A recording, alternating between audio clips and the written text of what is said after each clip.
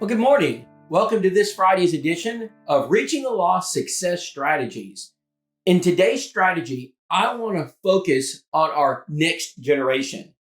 Literally in our pews, we have the potential army of thousands, tens of thousands of soul winners. They're young people. They're growing up right now in the church, and we should be training them how to do Bible studies. Dear friends, our young people should be better equipped than the current generation to reach the lost. We have not done a good job training the saved to teach the lost. 2 Timothy chapter 2 and verse 2. The things that thou hast received or heard of me among many witnesses, the same commit thou to faithful men who shall be able to teach others also. See, we have a responsibility to teach others what we have been taught. So I know it's important in your Bible classes to teach about Adam and Eve and Noah and Jesus and the apostles. Don't neglect those needed subjects. And yes, address morality. And we need to address apologetics. But should we not be addressing evangelism? Why don't we take a tool like Back to the Bible? And why don't we use it in our Bible classes? Train your young people, teenagers, how to do a Bible study. Have them fill it out. In fact, while they're learning how to teach their friends the gospel, no doubt there will be those in the classroom who have not obeyed the gospel. We're hearing back from the churches that the young people are obeying the gospel once they go through the Bible study. So you're having a dual effect. You're training or teaching those who are not Christians in the classroom. And you're training those who are Christians how to reach those who they know at school or maybe are associated with in some other activity. Brethren, I want to add something else to this training. Why don't we take Back to the Bible to our Bible camps and train our young people how to do Bible studies?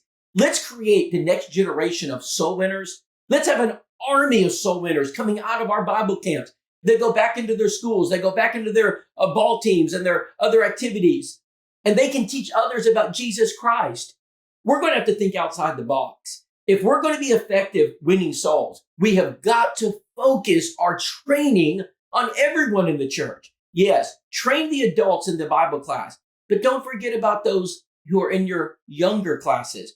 Prepare them. You can do mock Bible studies with them. Teach them the 7 principles of evangelism you learned in the school of evangelism. Help them understand how to reach their friends, how to reach their family. Perhaps they have a mother or father that they could reach with the gospel. But if you don't train them how, they can't do it. So the evangelism model that we teach, remember, it starts with contacts. Your young people have contacts that adults, parents, we don't have.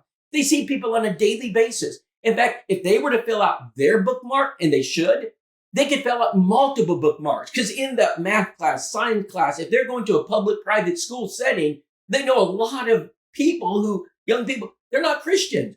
If they're homeschooled, I'm sure they have a homeschooling group, or maybe they have a ball team or some other extracurricular activity. And again, they know others that are not members of the Lord's church. Encourage your children.